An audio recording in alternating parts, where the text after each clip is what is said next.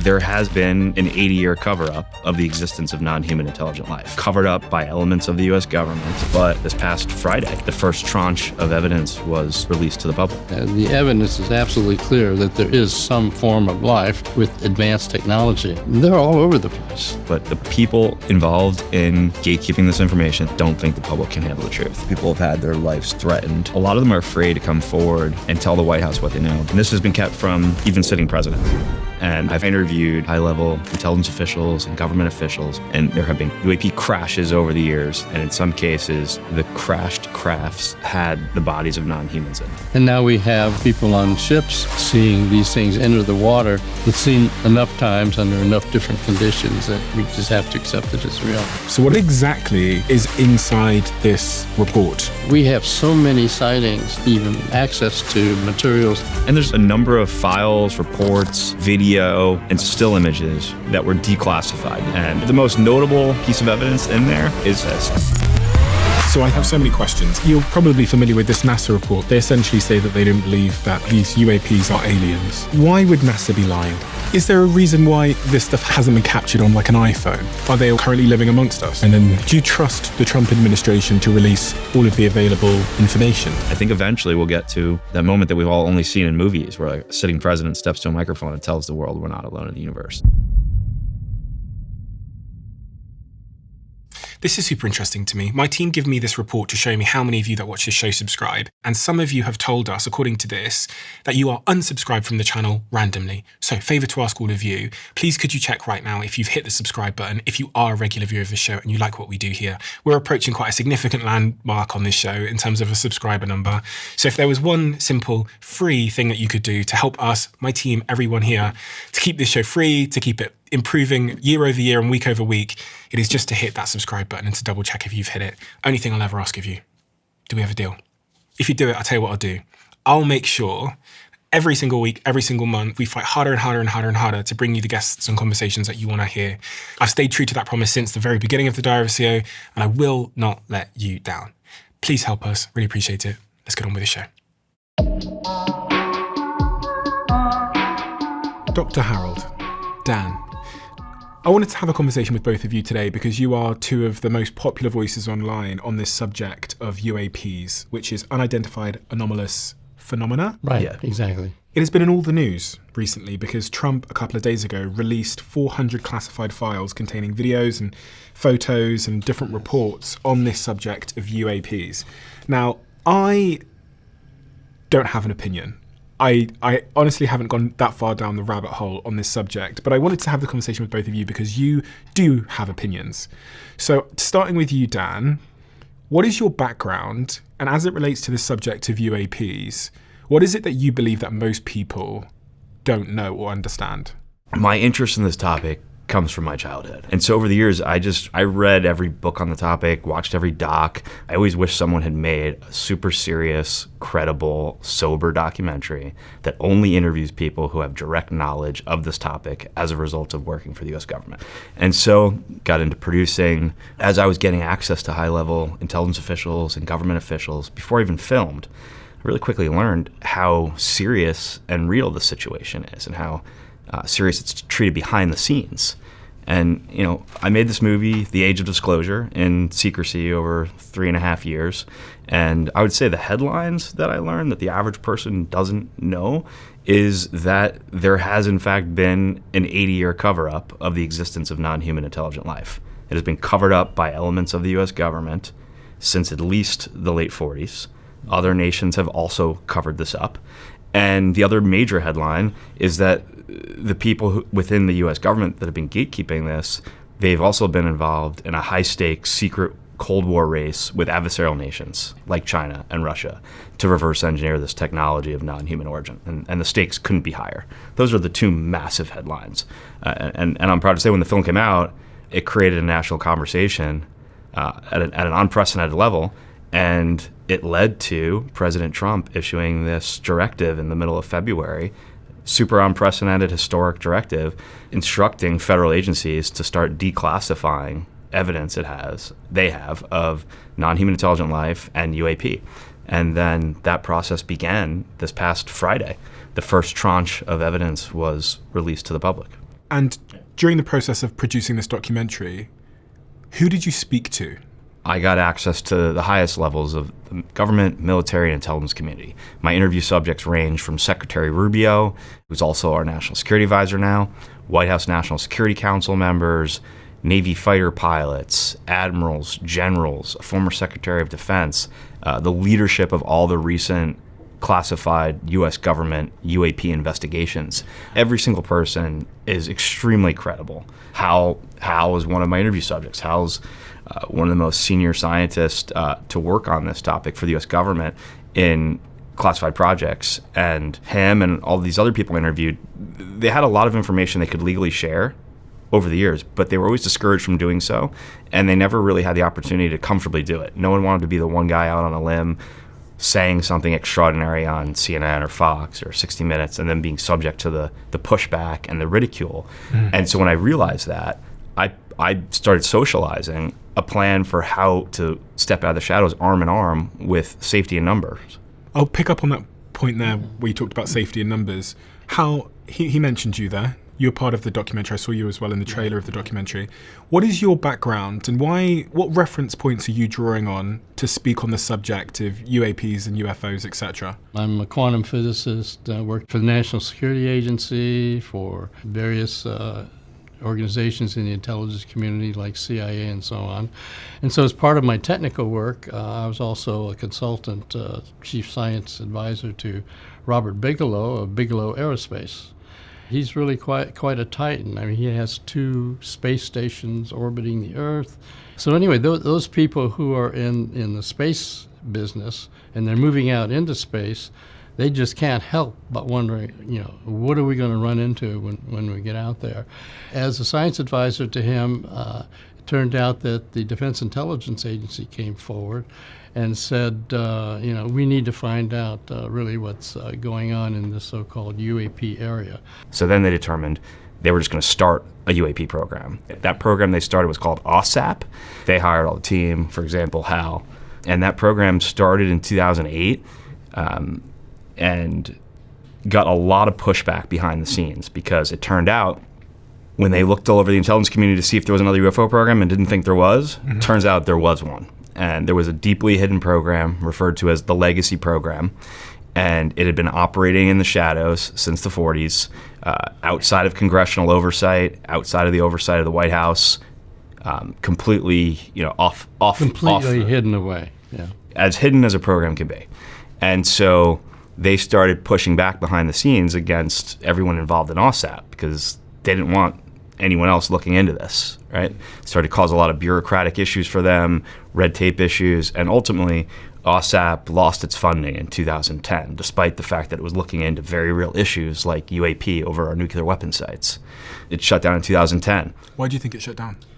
They were dealt these bureaucratic hurdles behind the scenes by people involved in the Legacy Program, people who just caused problems and prevented funding, and exactly. It's a lot of right. It's a big bureaucracy. People can do things behind the scenes to prevent funding from coming through for programs, and so ultimately they lost their funding in 2010. And then Jay Stratton and other people involved, they were continuing to look into this because they didn't want this serious national security concern to go uninvestigated, right? So that's how somebody like me gets pulled in. They say, okay, these pilots are out there and they suddenly see craft coming out of the ocean and making right angle turns at 6G or whatever, and they say, oh my God, this is way beyond our physics. So I and other physicists sort of dug into, what could be responsible for this.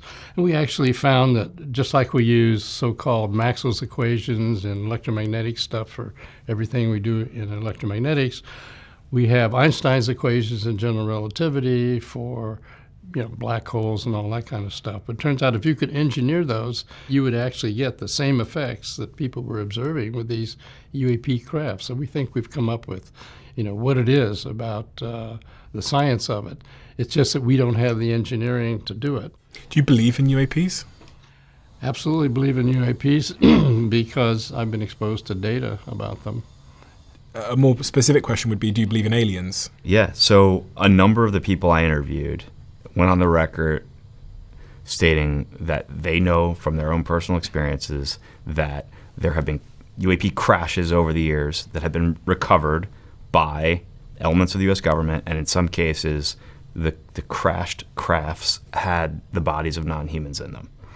And numerous people I interviewed went on the record saying that. And keep in mind, everyone I interviewed only shared what they lawfully could. There was a line they couldn't cross. Everyone I interviewed is aware of classified information they can't talk about, but they went right up to the line and made it clear that there had been recoveries of non-human bodies. A couple people actually testified under oath to Congress saying the same thing.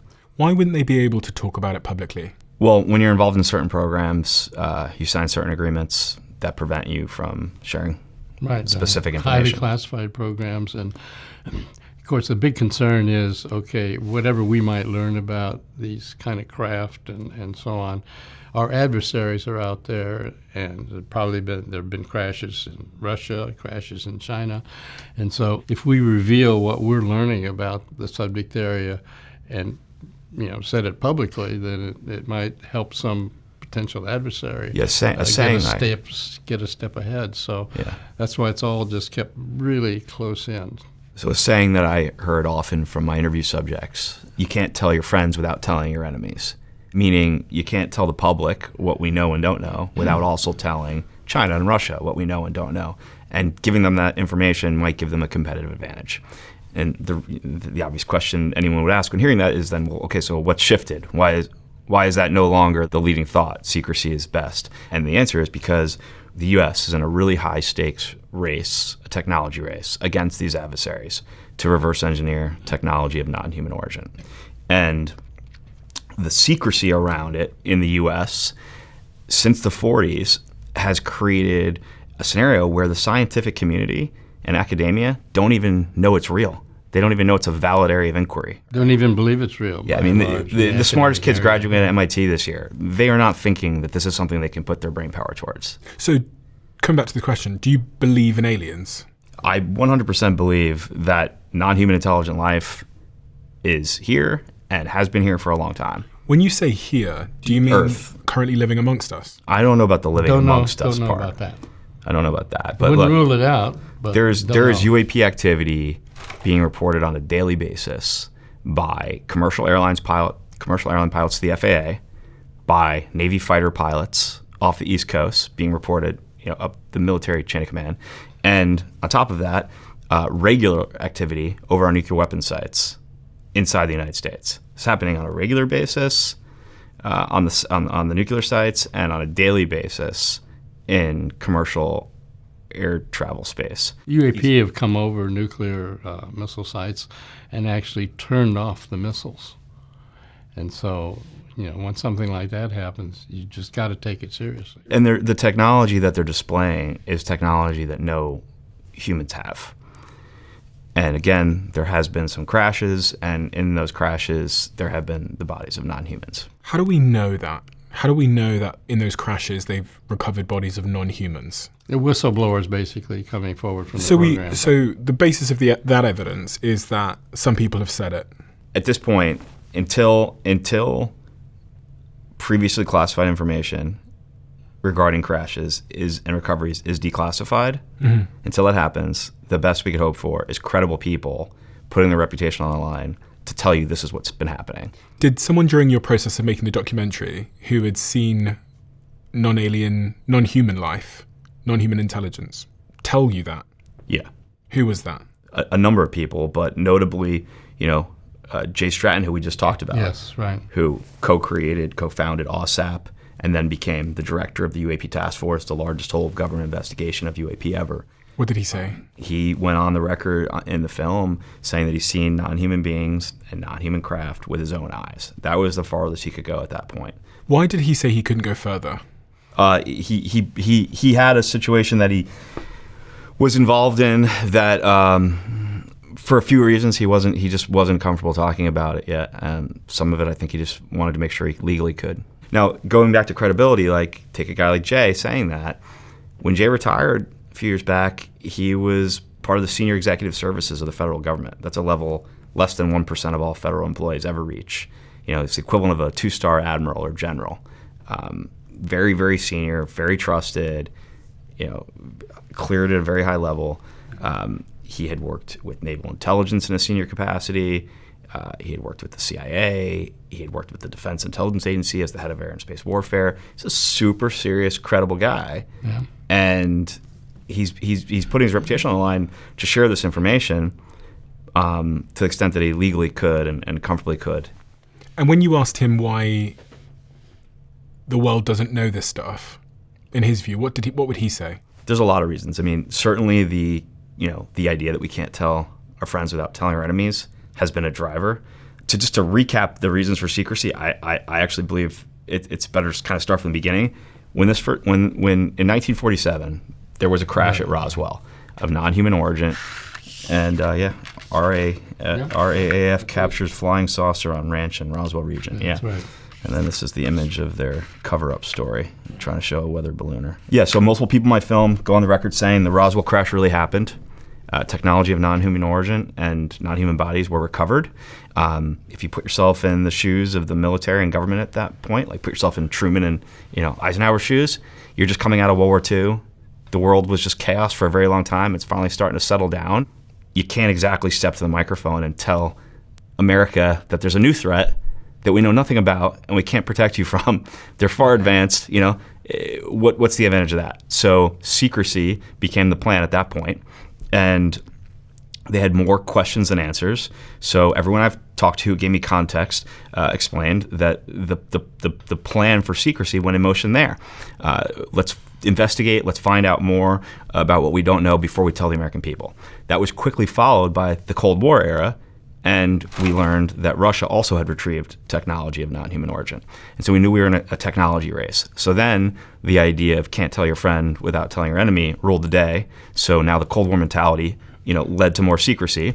And as a security wrapper for this program that it started, they created the stigma in the late 40s, early 50s, this cultural stigma, this idea that you're crazy if you look into this topic, you're wacky, you'll have your reputation ruined, you'll have your career ruined. Yeah, there was actually a CIA meeting where people got together and said, okay, in order to not have people be pursuing this area, let's go out of our way to spread what we would call now disinformation about basically the most effective disinformation campaign in the history of the U.S. government, because it got into our culture. Some movies were funded that made aliens seem silly and the idea of life from elsewhere seem ridiculous, and that got compounded over the years.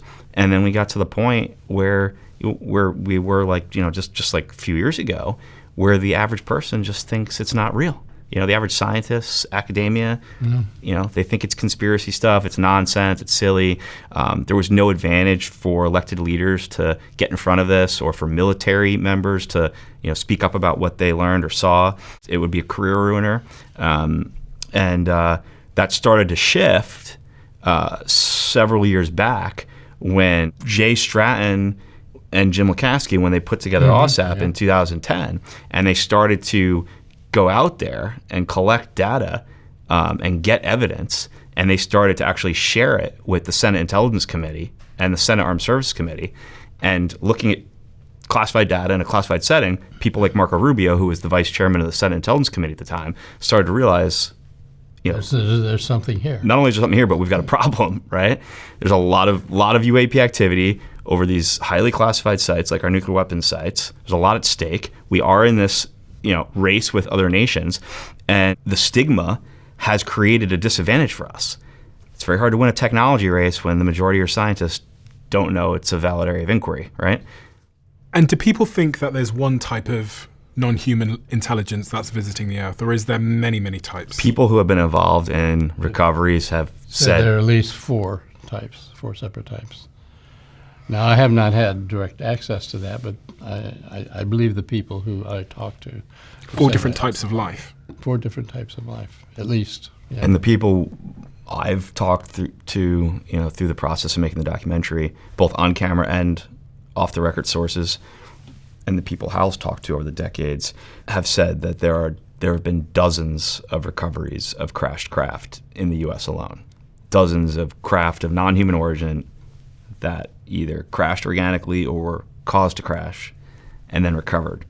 And have you spoken to people who, you talked about Jay, have you spoken to other people that have worked on these crashed crafts? I've talked off the record with some people who are involved in recoveries They would not go on camera to do interviews. Special forces people that would not go on camera to do interviews. One, I actually thought, I've mentioned this in another interview, but one I thought was going to do an interview, and then a couple days before sent me a message saying, after further consideration and long talks with my wife, I decided I'd be forfeiting my life if I participated in your interview. And I thought that was like very unsettling message to get, obviously, but also very specific word choice, forfeiting my life. What did he know? He was very senior special forces guy who had told me he had been involved in multiple recoveries. That's what he told me. Okay. And I met him through some high-level intelligence people. Early on in my process, I got connected with the Senate Intelligence Committee and the Senate Armed Services Committee, and they had on their own learned the reality of the situation through the work of OSAP and then ATIP and then the UAP Task Force, and through their own intelligence channels. Leaders on those committees wanted to educate the public about what they could lawfully about this, but they didn't really have a way to do it. It's such a complicated situation. It takes a while to explain it. You can't do it in like a 6-minute news hit on Fox or CNN or even like a 15-minute, 60-minute segment. You just can't do it. And no one wanted to be the one guy trying to do it. So when I started putting together the film and socializing this safe way for people to step forward, it also quickly became those people's plan for disclosure. That's why Secretary Rubio participated. That's why White House National Security Council members participated. It became, amongst the group of people who had learned the truth, it became the plan for disclosure, the way to bring this information out in a thoughtful way. Do the presidents of the United States know about this stuff? Are they aware? Historically, no. Historically, yeah. No. And even Rubio says on camera that, historically, this has been kept from even sitting presidents. Who would know then? So a number of the people in my film break down who's involved in the legacy program. To put it simply, it's elements of the CIA, elements of the Air Force, elements of the Department of Energy, and a few major defense contractors. And they have the ability to access information from a number of federal agencies and branches of the military, but the primary leaders of this program are the CIA, the Air Force, the Department of Energy, and major defense contractors. And Rubio breaks down in the film the way our bureaucracy works. You could have career bureaucrats in positions of power at those organizations for decades, and they can just wait out sitting presidents. They can wait out sitting senators. Sitting presidents as just temporary help that are going to come and go. And that's what's been happening up until this point now. So the fact that Rubio had learned so much about the reality of the situation and the extent of the cover-up, and then ended up arguably the second most powerful guy in the world as our Secretary of State and our National Security Advisor at the same time, which has only happened once in U.S. history, Henry Kissinger for 2 years. No one else has ever had both those jobs at the same time. The fact that he ended up in that position of power and influence after learning the reality of the situation, and right as the age of disclosure is coming out and driving this national conversation, it really led to the current president, Trump, being informed about this in a way that no president has in a very long time. So are you saying that the United States don't think the public are ready to even know that this exists? Because, they could tell us that they have recovered UAPs or aliens, whatever it might be, without telling us about the technology.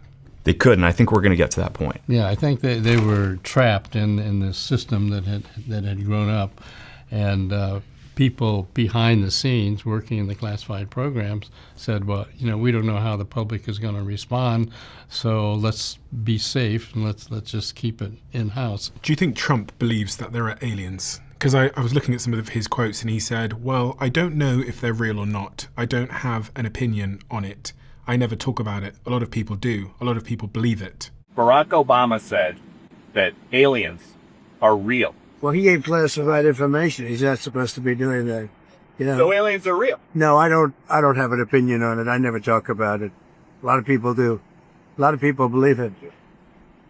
Do you believe it, Peter? Well, if the president can declassify anything that he wants to, so if you want to make an announcement. I may get him out of trouble by declassifying.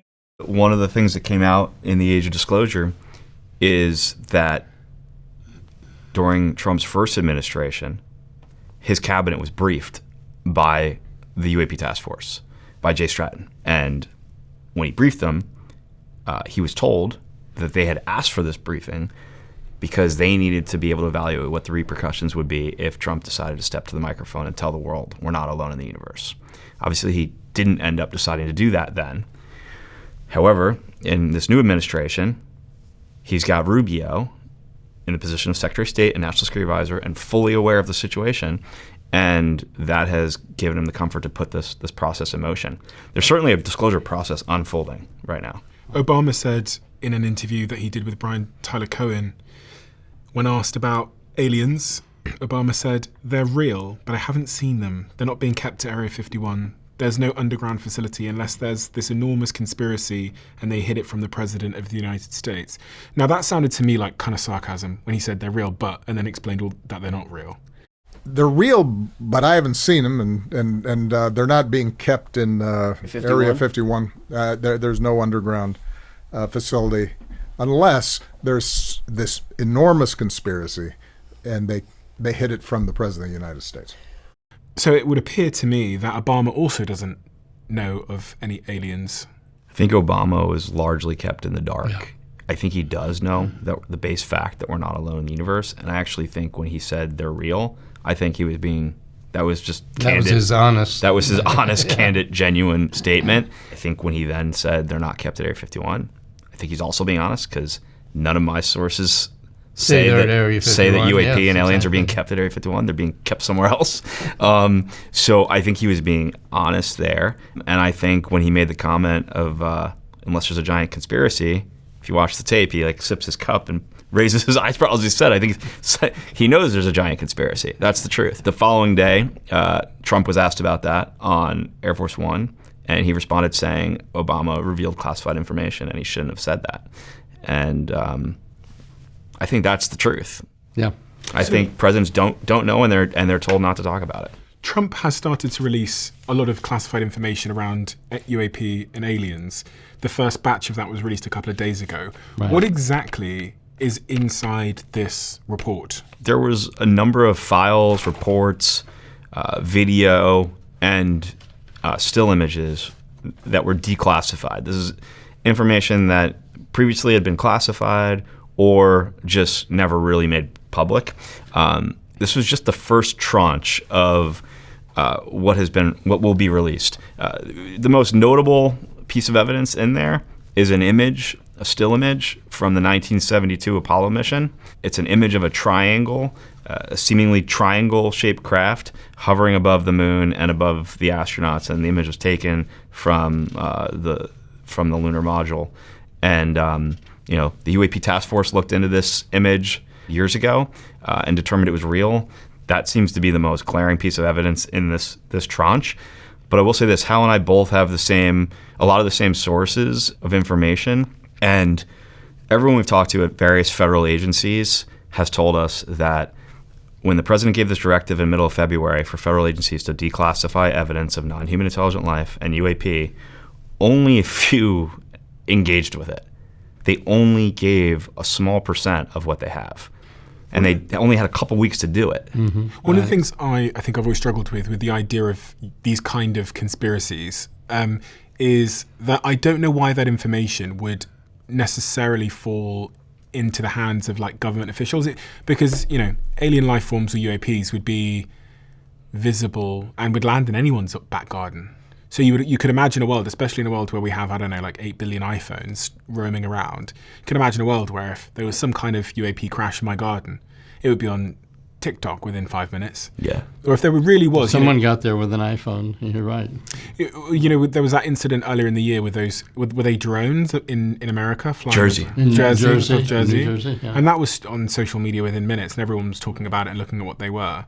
I don't know, I think in the modern world, because we have so many ways to capture high-quality video, if there was something out there, we would have seen a very clear image of this thing by now. Well, there's a That's lot. why there's a lot that came out in these files, because over the years, our sensor systems that the pilots have in their planes have gotten so much better. They've captured really astounding. Does this life want to be seen? Do these aliens want us to know that they're... I'd have to assume that given the level of quality of their technology, if they didn't want to be seen, we wouldn't be seeing them. So it seems like, I would say there's evidence that for whatever reason, they're wanting to be seen. But also, like, my personal opinion is that if someone answers that question, they're answering it through the lens of like how humans think, right? For all we know, we're ants to them. You don't hide from the ants. You walk around them. You don't even, but you also don't pay attention to them. Based on their behavior from the interviews you've done, how do you think they view us?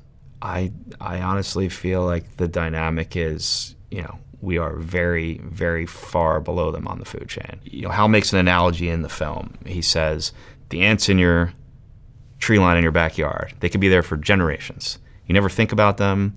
You walk around them. You're not hiding from them, but like they're there and you don't really care, right? But what happens if they evolve one day and out of nowhere they figured out how to get into your house and they've beelined under your door and they're in your living room, right? We might have evolved technologically over the last 80 years since we cracked the atom so quickly that we're now, the equivalent of the ants showing up in their living room. Like all of a sudden, danger. Yeah. all of a sudden, this warring species, this violent species, humans,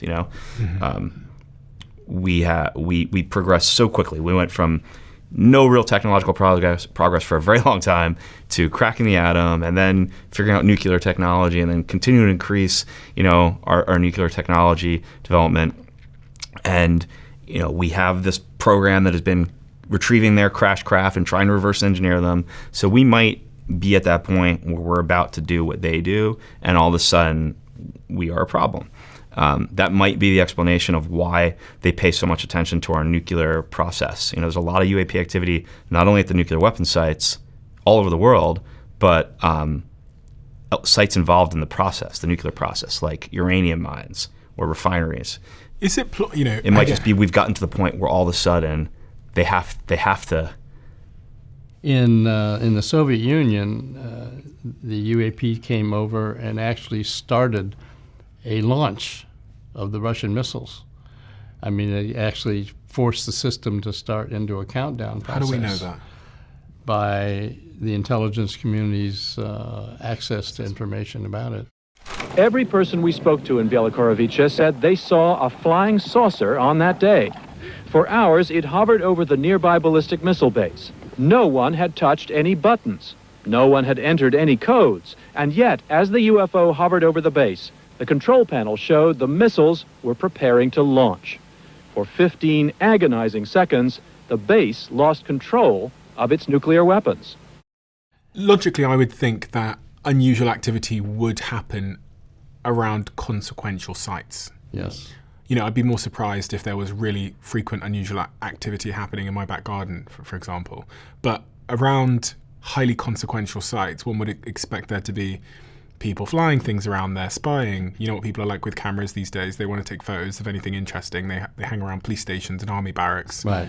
So logically, I would assume that there would be an increased probability of strange activity in the sky above a nuclear site. Well, in fact, there was a group of people in the intelligence community who recognized exactly what you're saying, and so they decided to, make an attractive magnet by getting a whole lot of nuclear assets in one location to see if that would draw them in. And my understanding, it was successful.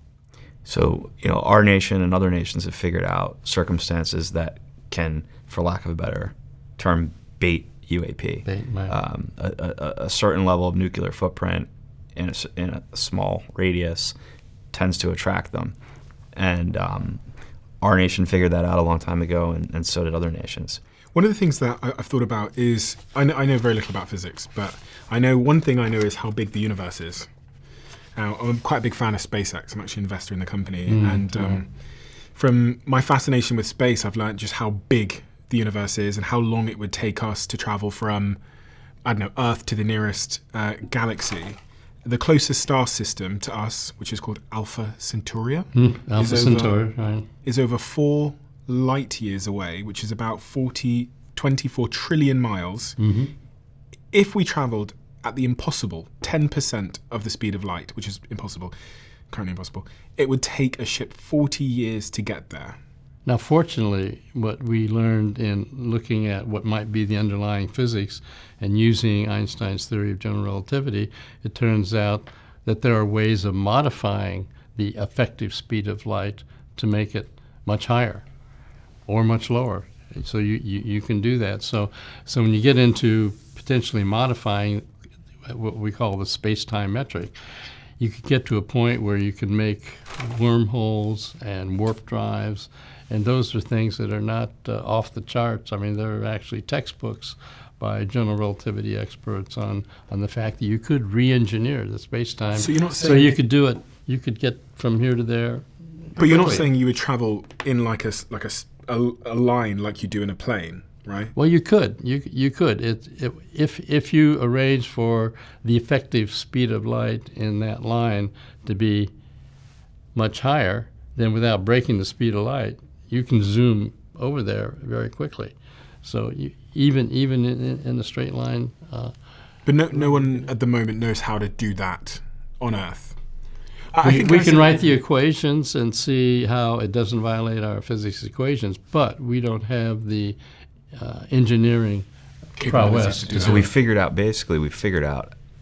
how these craft are operating, the theory of it, but we don't have the material sciences right to replicate it. What I'm pointing at is if you travel at that speed across the universe, if you even hit, I don't know, an object the size of a pebble, it would be like a nuclear explosion. Yeah, but the thing is, if you're modifying space, it's sort of like making like a surfer wave on at the seashore. You arrange to have space moving ahead like that. So you come up to a rock, it's just going to push it aside. So you can engineer that. This is how I've wrapped my head around it. Essentially, they're warping space-time in a localized area. They're creating an immense amount of energy around the craft, and it creates essentially a bubble around the craft. And that bubble separates the craft from the environment around it. Mm-hmm. So the environment has no impact on the craft. That's why we see transmedium travel, like a craft going smooth from space to air to the water without even a splash. The environment around the bubble has no bearing on the craft inside it. And the craft inside it is in its own space-time. And once you wrap your head around that, then things like interstellar travel become totally possible. I'm 100% more productive using this app, despite spending 50% less time typing. And that might confuse you, but let me explain, which is exactly why I invested in Whisper Flow. They're also one of our sponsors on this podcast. Whisper Flow turns your speech into text, so you can send it in any app or device at any time. And I promise you, it doesn't seem to ever make mistakes. This is the most accurate voice dictation I have ever used after a decade of trying to get one to work. Not only does it save me a ton of time, it also corrects your speech if you change your mind mid-sentence before turning it into text on the device. I love it, and I know my team loves it too, because when I posted it in our Slack channel, asking if anybody wanted a pro version, half the office said yes, and they had it within an hour, which tells me everything. This is the tool you and your team need to speed yourselves up and to capture those important ideas so that they don't disappear. Head over to whisperflow.ai/Stephen to download it now. That's whisperflow.ai/Stephen.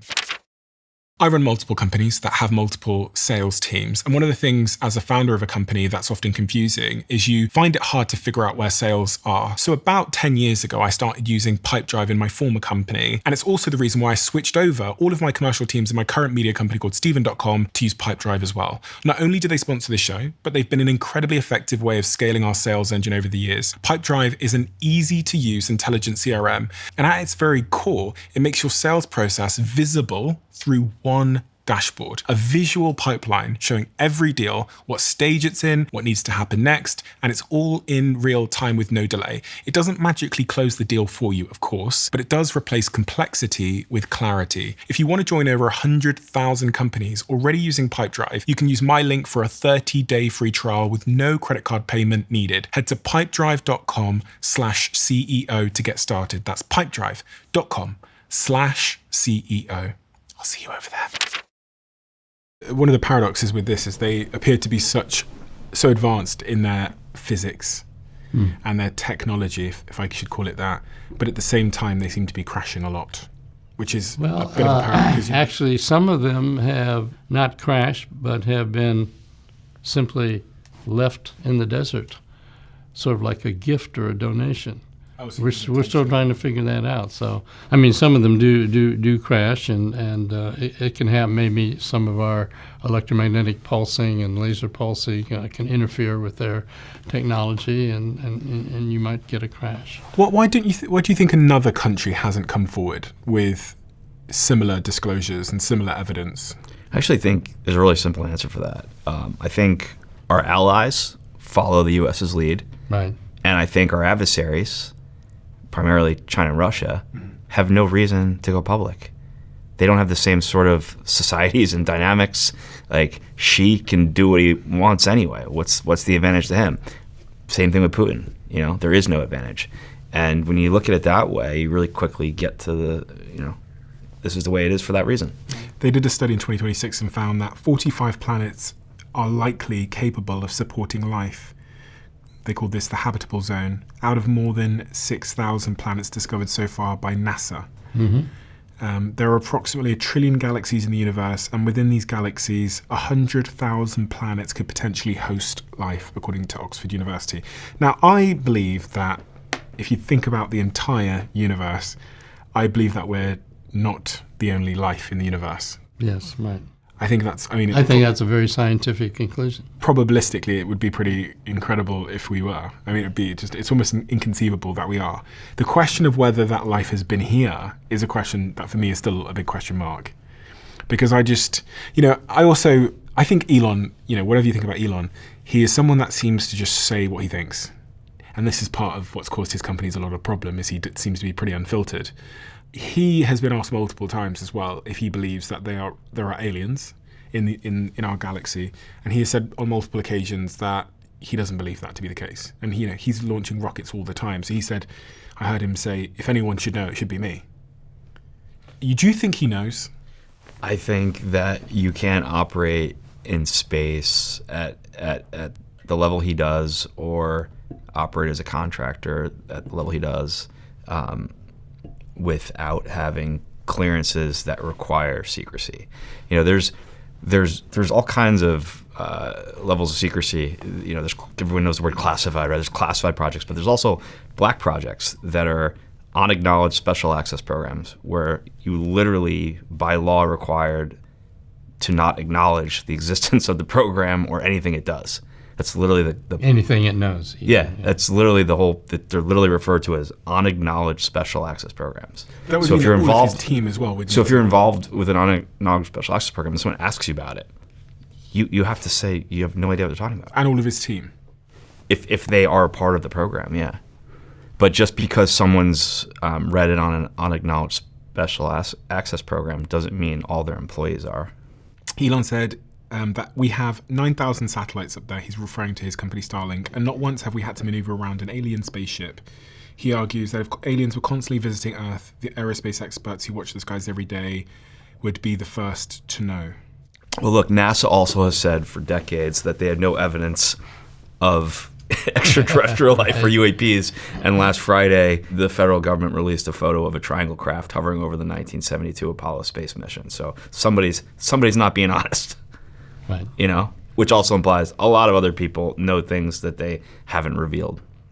I think I've heard you say before, Hal, that you think this intelligent life actually exists amongst us. Yeah, the quote was, they are not occasional visitors. They live secretly alongside humans, but with advanced technology.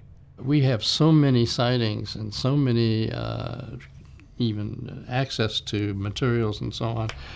I mean, they're all over the place. 65% of Americans believe intelligent life exists on other planets.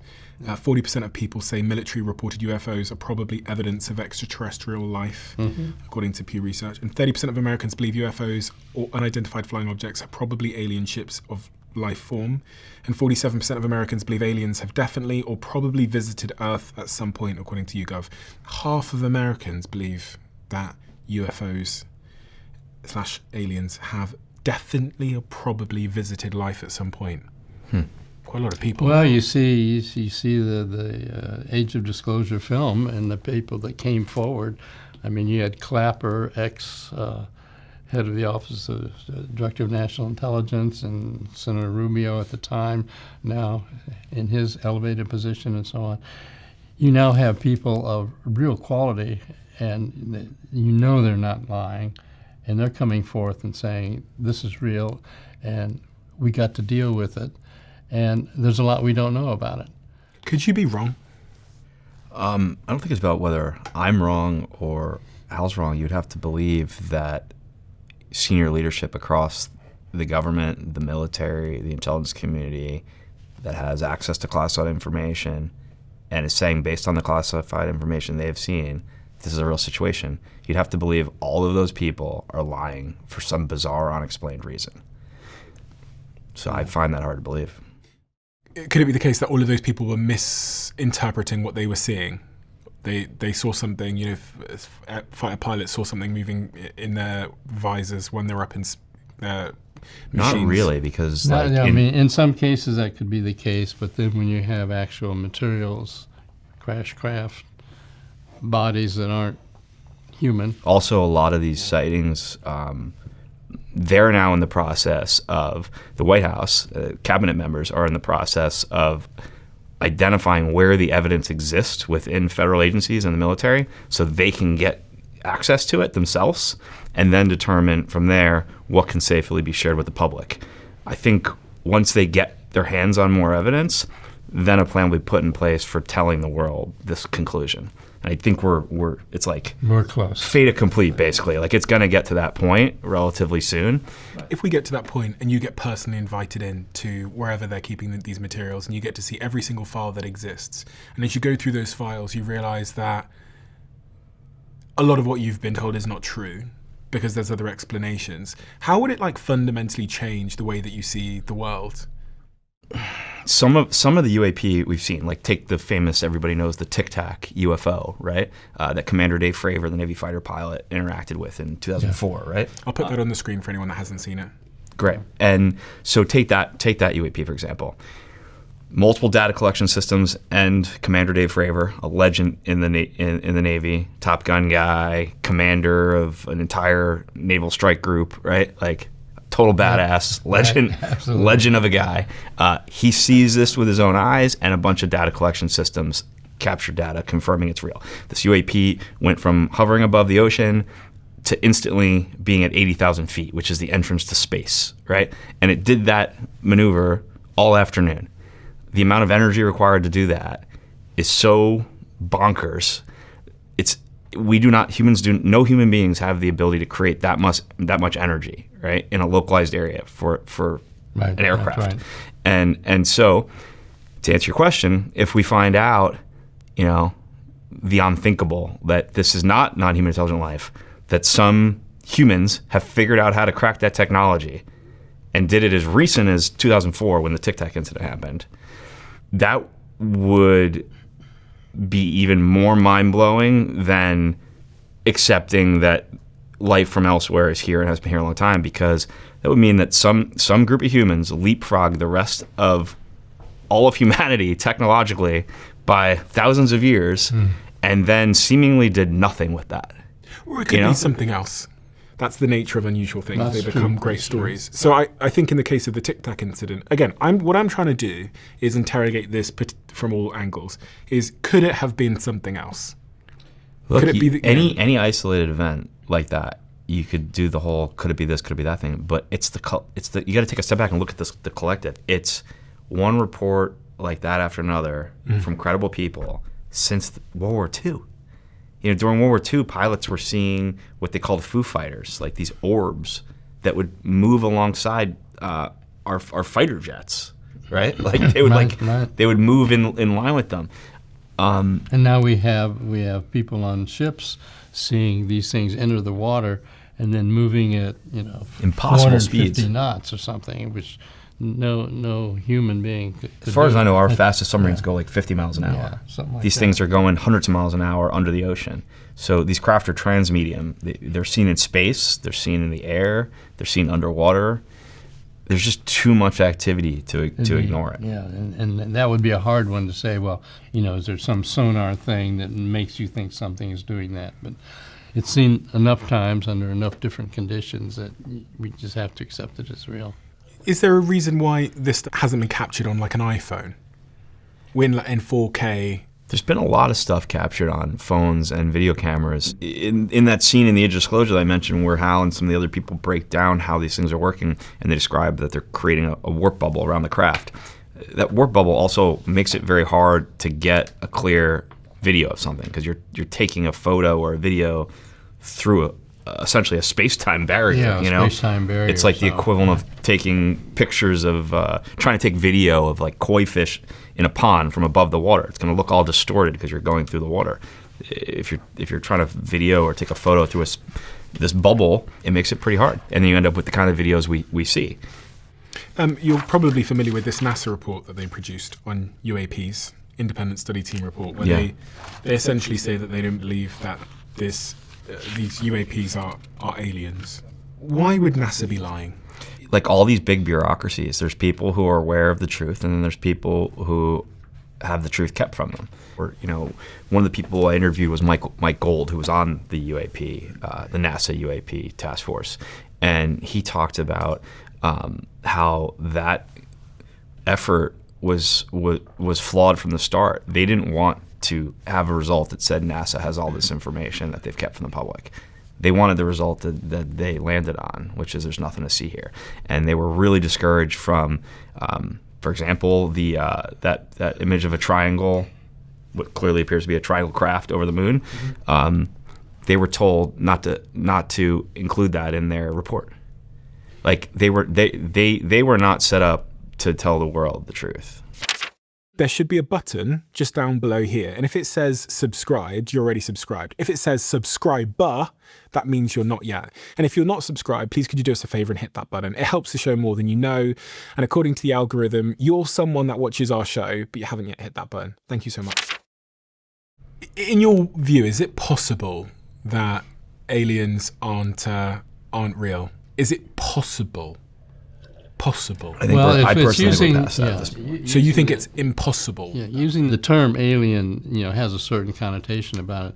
So we can certainly say, the evidence is absolutely clear that there is some form of life with advanced technology. If you want to say, well, what can I prove about it? Well, those are still unknowns that we're trying to suss out. I got access at a very high level of the government, the military intelligence community. And there were a lot of people who talked to me off the record that wouldn't go on camera. There were a lot of people who couldn't tell me about classified information. I didn't want to know classified information. But they all made it very clear, not just on camera, but off the record, that there is evidence at a classified level that is clear as day. Like some video taken when like the bubble is turned off and you can see a craft of non-human origin, clear as day. And there is evidence of the technology that's been recovered and of these bodies. And if you put yourself in my shoes, when you have so many senior people across the military, government, intelligence community telling you this, it's really just impossible to ignore it. Especially when most of them aren't even friends. They're not like ideologically aligned or politically aligned. They're all just different groups of people. I'm less compelled by eyewitnesses. Yeah. This is the problem because I'm such a big true crime fan. You hear about all the bloody cases where eyewitness said this, and then they find out the serial killer wasn't that person or that thing didn't happen. So, and I also just have my own experiences of like thinking I saw things when I was younger. Here's an interesting thing you just made me think of. So in the film, Rubio and General Jim Clapper, yes, two people who are completely ideologically and politically opposed to each other, made the same really intelligent point. And they both have knowledge at a classified level of this situation. They both said a problem we as humans have is that there's something in the human psyche that says I cannot wrap my head around or prepare for things I haven't seen or experienced, right? And time again throughout history, that has proven to be like a human flaw, right? Rubio goes on to say that the greatest intelligence failures in U.S. history come from a lack of imagination. And he cites a few examples. He says, we never would have imagined the Japanese could figure out how to get torpedoes through the straits and hit us at Pearl Harbor until they did.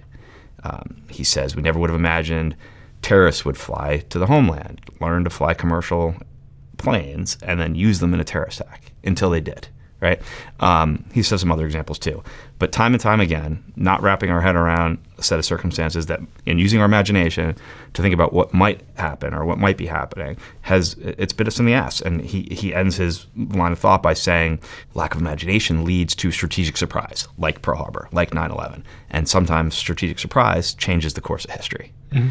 And so, him and other people I interviewed think it's really important to get ahead of this, as opposed to waiting for something to happen, as opposed to waiting for, to find out the hard way that China, cracked this technology before us and used it as in an act of war, or non-human intelligent life does something unpredictable, and then all of a sudden the U.S. government's on its heels, and so are other governments on their heels, explaining to the public what they've known for a long time. I've often heard that the reason why they don't tell the general public that these things exist is because the general public aren't ready for this information. Is that an argument? I've not really heard you guys say that. Yeah, no, there are people involved in gatekeeping this information that don't think the public can handle the truth. Hal recently told me that people in the Legacy program are pointing to the Age of Disclosure and saying, look, this film reveals a lot, and people aren't losing their shit, People aren't jumping out of windows. It's not causing chaos in society. Like, the public can handle the base facts. Of all the things you've heard, Dan, what was the most compelling story or anecdote that you heard that convinced you? It was really just the sheer number of very high-level military government intelligence officials who were telling me in private settings to my face, that at a classified level, they know with absolute certainty this is real. But if you had to pick one story? It really wasn't one thing for me. It was the overall. It's like, for example, I interviewed Rubio and Senator Gillibrand on the same day.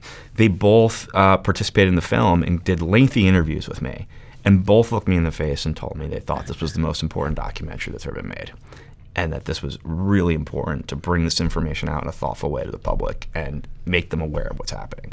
You can't unhear stuff like that, and it makes an impact on you. What about you, Hal? What was the most persuasive thing that tipped you over the edge from maybe being agnostic to believing that there are non-human intelligent life amongst us?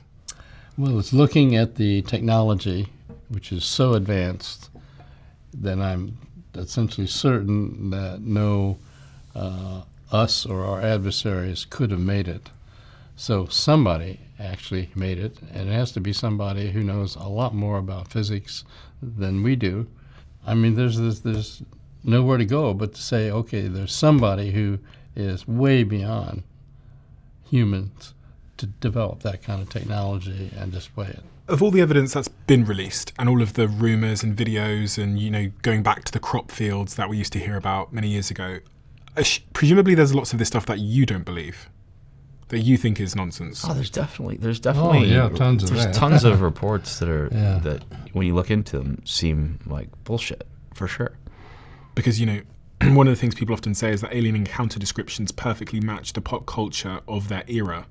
So people saw flying saucers in the 1950s after sci-fi movies popularized them, and grey aliens in the 1980s after books like Communion popularized them.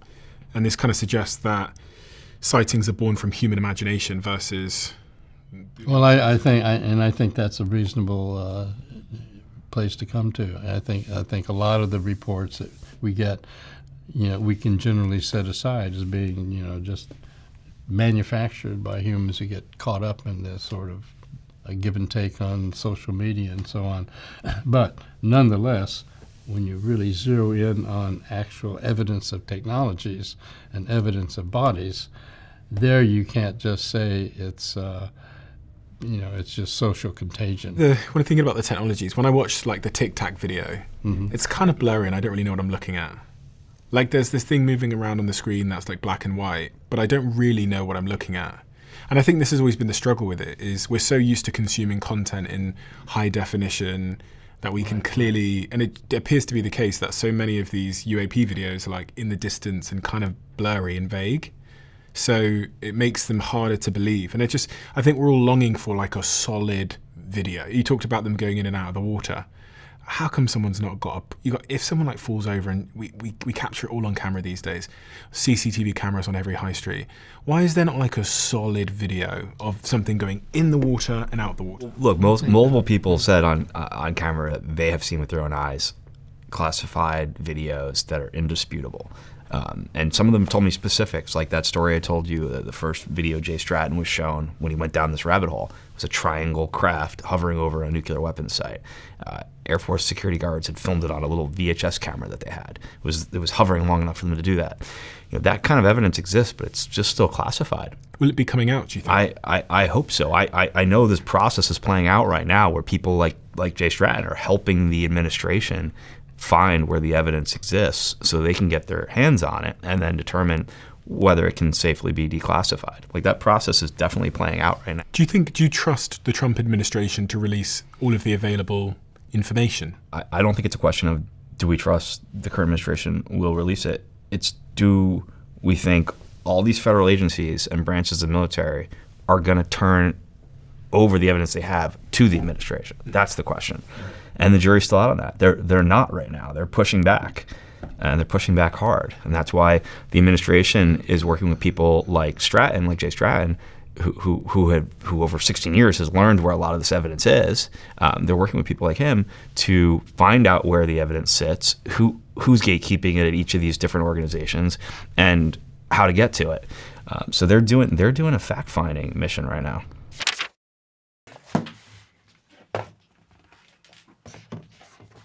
Whoa, what's that on your face? This is my Bond Charge face mask. I've been wearing this for some time now. They're a sponsor of the podcast. I put this on for 15, 20 minutes a day. I can sit here in the chair and wear it. Boosts my collagen production, helps with fine line blemishes, my complexion gets better, and then more people listen to the podcast because I look better. Professional grade equipment in such a small box. It's non-invasive, and having sat here with so many of the world's leading health professionals, there's various things that I repeatedly hear work and some things I'm a bit skeptical about. This is one of the things that almost all of my guests on this show have confirmed works. It is really, really, really effective. And they offer fast, free shipping worldwide with easy returns and exchanges, and you'll also get a 1-year warranty on all of their products. And they're HSA and FSA eligible, giving you tax-free savings up to 40%. And you can get 20% off when you order through my link at bondcharge.com/DOAC. That's bondcharge.com/DOAC. The deal applies site-wide. If it is released, if all the information that you've heard from your witnesses is released, if they release, alien craft, and they release alien bodies and all of these things, how do you imagine the world would be different? I think it will lead to a giant technology boom. I think once we're told, hey, there's this technology that exists that could revolutionize the way we live, it could lead to anti-gravity technology. It could lead to energy sources. New energy sources, solve the energy crisis overnight, right? It could lead to interstellar travel and going farther out, And I think it would have a unknown. great psychological effect because, if suddenly you go from the point of saying, well, maybe we're the only intelligent species in the universe, and then you suddenly get the idea that this is a universe full of life. What does that mean for religion?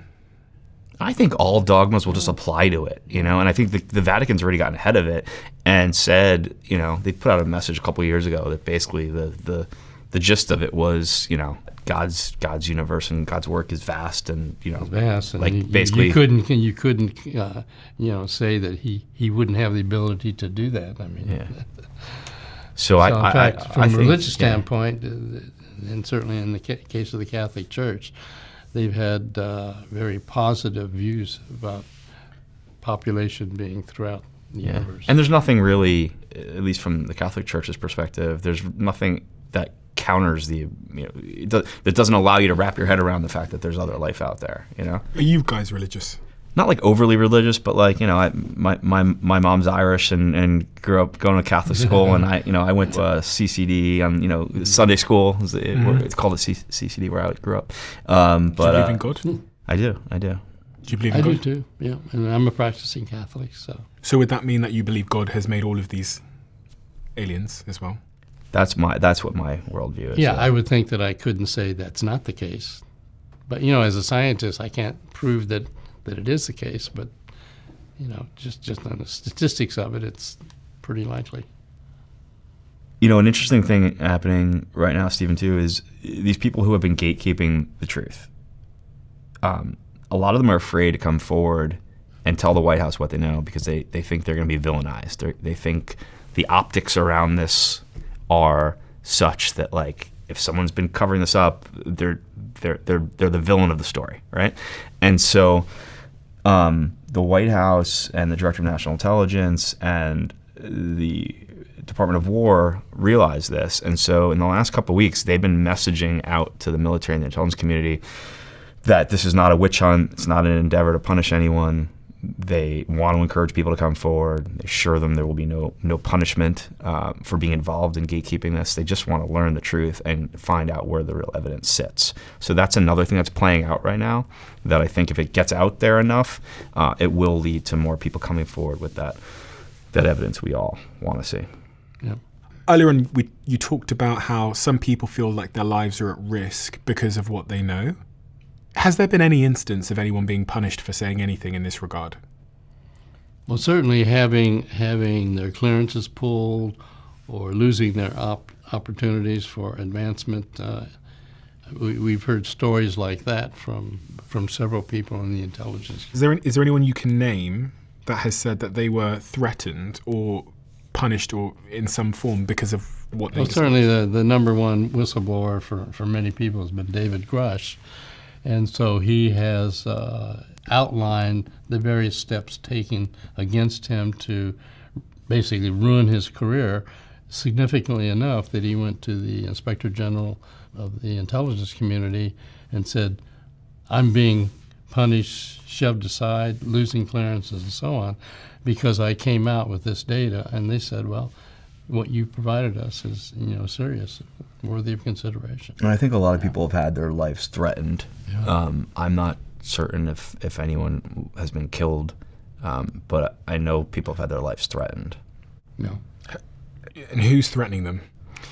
People that are involved in this program, referred to as the Legacy Program. Who think that the evidence should not ever come out. This Legacy program, so this is a program ran within the U.S. government?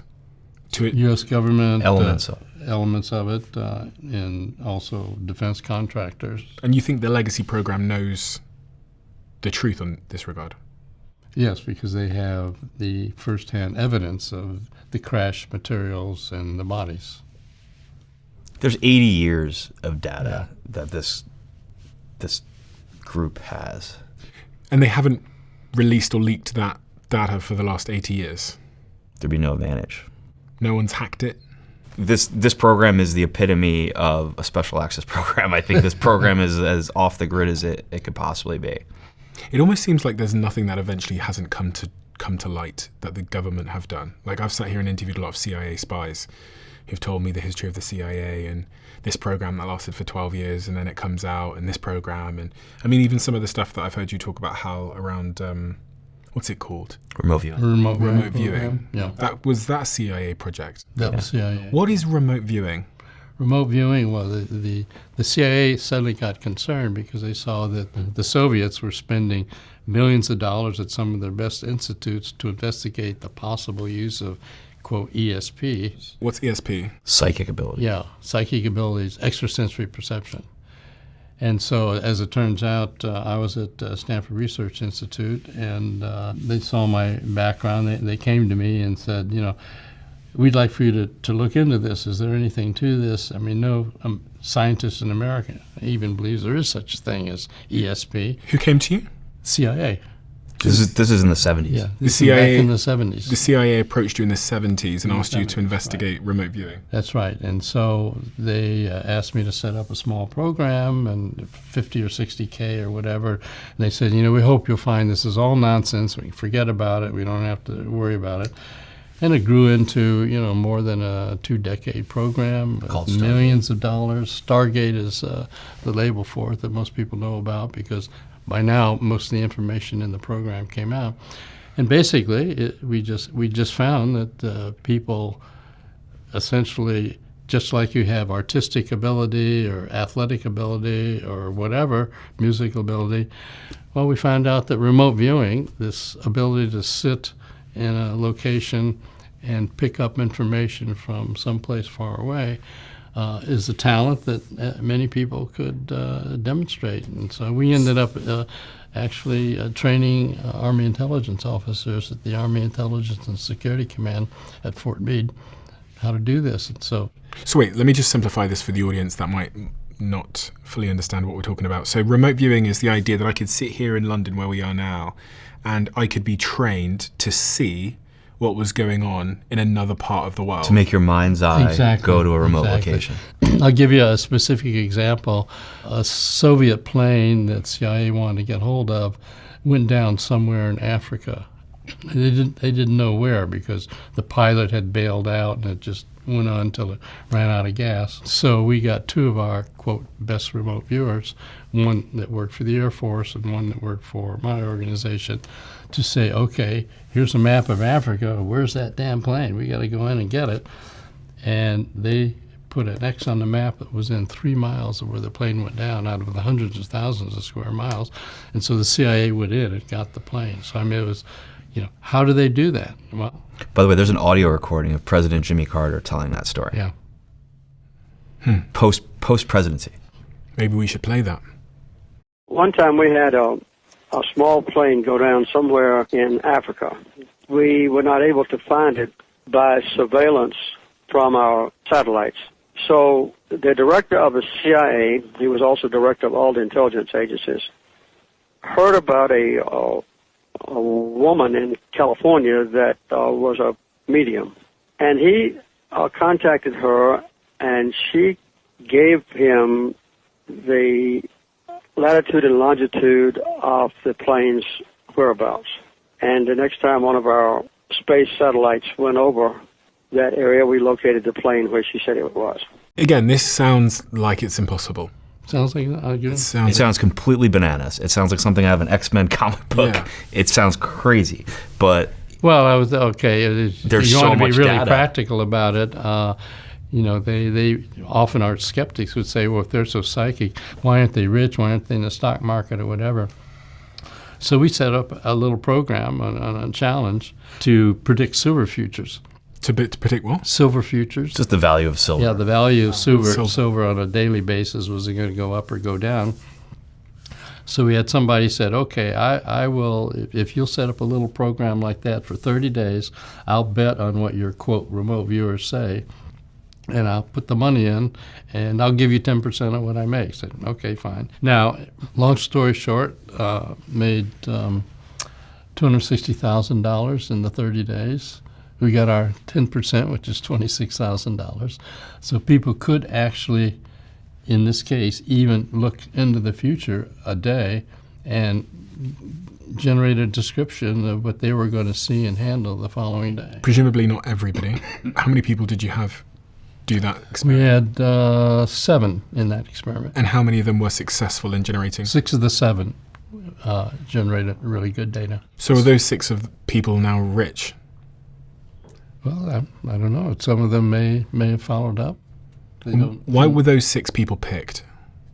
Since we had learned that sort of anybody can do this, we were actually raising money for a school that was being put together. So I just went to the board of directors and said, okay, I'm going to give you a crash course over the weekend in, quote, remote viewing of the type we train intelligence officers to do.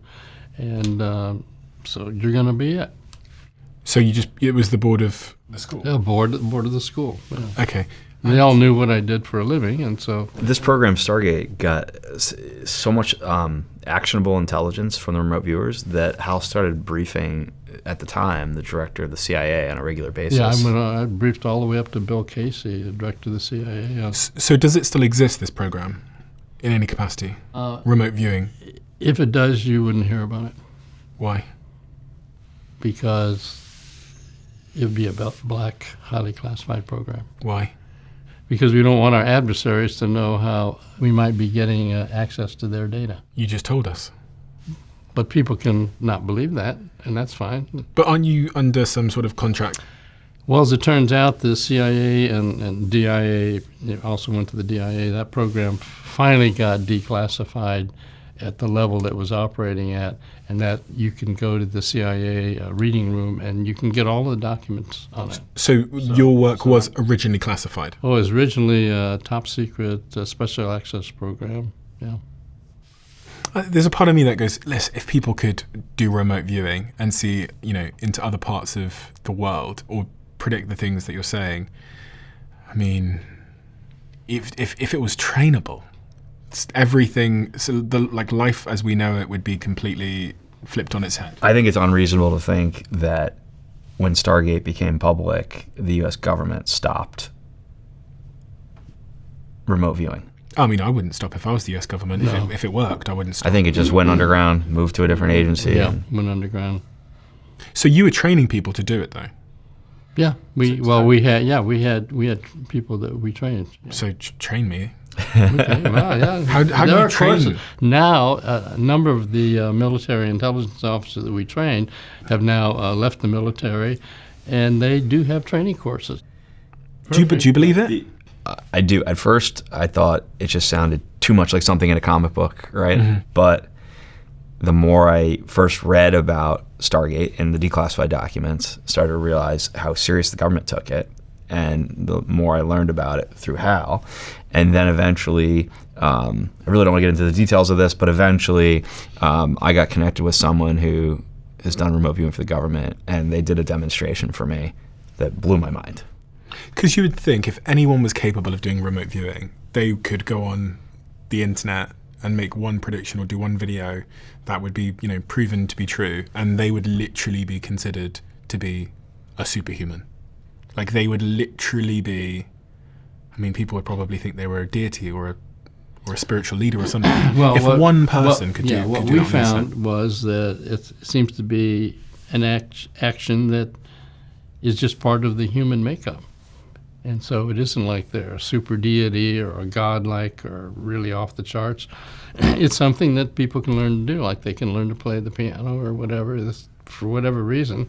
Maybe it was a skill set. Now we have new psychiatrists and neurophysiologists beginning to study, how does consciousness do its thing in the brain and so on, and are there elements of it once you get into quantum theory and quantum entanglement that would say you could have evidence, beyond just our physical structure. Like it could be rationalized with like a quantum connection, basically, the moving your mind's eye to another location, which also goes to Hal's life very interestingly. First was the Stargate stuff, and then he got into UAP, and the overlap that I find fascinating is some of these craft that have been found or crashes that have happened. The reports from people involved say that a lot of them don't have any control panels in them. Mm-hmm. Like they're basically empty other than seats, which suggests that maybe there's some sort of mind connection controlling these craft. I did wonder about the crafts. I thought, if I was an advanced civilization, and I was that smart, why would I send life to these planets when I could just send the crafts? Why am I sending biological life when I could just send the... maybe they're manufactured biological life. Maybe they're the equivalent. Maybe they're not sentient. Maybe. Yeah. It's true. But the remote viewing stuff opens up a lot of possibilities. We, as part of this CIA program, we found that people could affect quantum devices that were totally shielded by superconducting shielding. Well, tell them that particular story. We there was a quote psychic, so-called, and so I brought him to Stanford, and I was skeptical at the time, and I said, okay, well, we've got this super experiment where there's a tiny quantum chip down inside of this electrical shielding, magnetic shielding, superconducting shielding. We want to see if you can affect it. And he did. This is supposed to be totally non-affectable by anything on the outside. In fact, it was developed by the Navy to just look for quarks and stuff like that. And so it was supposed to not be influenced from the outside by anything. And he influenced it. And when I say he influenced it, I'm not just saying there's a little blip that you could kind of read into it. No, it was a system where it ordinarily just had an oscillating signal like that, and then when he affected it, just stopped the oscillation. And then he can also make the oscillation go twice as fast. And of course, the poor graduate student whose life depended on this not being affected from the outside, really. But then that raised a big issue for them. That means, does that mean if we hide our documents inside of superconducting safes, the Russians might be able to? So actually, when we had détente, the American remote viewers got together with the Soviet remote viewers and traded war stories, did experiments together for. I think I'm naturally skeptical because I'm skeptical with all things, but I'm often proven wrong. So, my fiancée, she believes lots of things I don't believe. And so frequently she's been proven right in those things that I remain open-minded to things in life because I've learnt to. So I think that's where I remain. I remain open-minded. And I think on the balance of probability, if you ask me, do I think there's other life in the universe? I think it would be crazy to say there wasn't. Right. But has there been life that has arrived here that we've recovered? I would need more evidence. Is there any... I think that's the right attitude, and we're hoping that with the release of documents that's starting to happen now, that you'll get that evidence. But in the absence of actually getting access to the evidence, it's very reasonable to be skeptical. Yeah, absolutely. I do think, though, the current administration in the U.S. is so focused on following through with this directive the president gave to get all the evidence within the possession of the federal government, all the different agencies, the military branches, and then figure out what can be declassified. I think they're taking it so serious that we're gonna get to more tranches of more meaningful evidence, and I think eventually we'll get to that thing that moment that we've all only seen in movies, where a sitting president steps to a microphone and tells the world we're not alone in the universe. I think we're gonna get there. I think so too. Just a matter of time. Does it change the meaning of life if that becomes the case? Does it mean anything for us as humans? What do you think the meaning of life is, Hal? And do you think we should change our behavior in any way, even if this moment does occur? I think if we found out that there were life throughout the universe, that it can be developed in all kinds of forms, then that makes us take a new look at, well, what does it mean to be human? We ought to think about, if we can, interacting with these other species and seeing what we can learn from them and what might they learn from us. And so it just opens up a whole new sort of view of what the universe is like. I mean, I've got 15 grandkids. They should grow up in a universe where it's teeming with life, and they know that, and that's a very kind of an exciting kind of thing. I think it also could be the one thing that could unify all of humanity. Yes. Reagan gave a great speech during his presidency at the United Nations where he said he often thinks that it might be a threat from outside this universe that makes all of humanity come together and think more about what it has in common than its differences, and moves them past the conflicts of the moment.